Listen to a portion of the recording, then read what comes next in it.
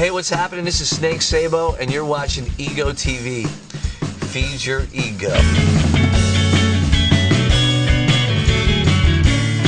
You know, the interesting thing about MySpace and so on and so forth is that because it's so popular and it's global, that there's so much clutter in there, and often the question is how do you get yourself through that clutter?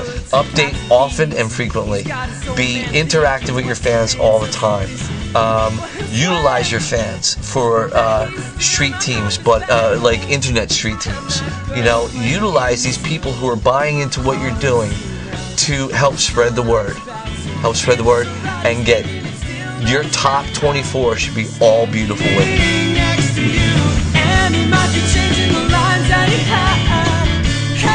It's just like the old school days when you would go out and you would put flyers out. Now you put bulletins up on MySpace. You know, you put songs up there that you're proud of, that you worked hard on. Kids have such an opportunity; they can make records in their bedroom now. And he got caught going too fast.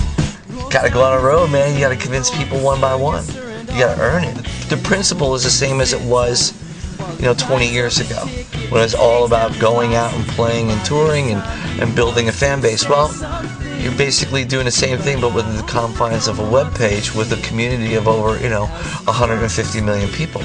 This is something along the lines of, is this the worst that I could have done? The greatest thing about MySpace and the people who discover bands on MySpace is there is a sense of ownership that person who's surfing the net and comes across your page and likes what you're doing, they're going to come back because they feel like they're discovering something. And that's really important, I think, to a consumer. You have to have something that needs to be managed. It can't be something that's, you can't go, I threw a band together a week ago, I've got 3 songs, we need a manager. No. You have to build and do the groundwork.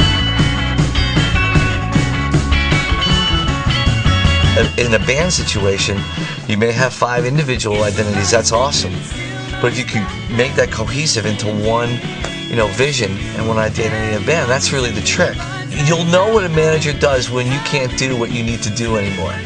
And so when you get to that point, when you're right at that point, where you've done all you can and you've got a following and you've got a presence and you've got a little bit of a buzz happening or whatever, that's the time where you want to hand it off to a manager.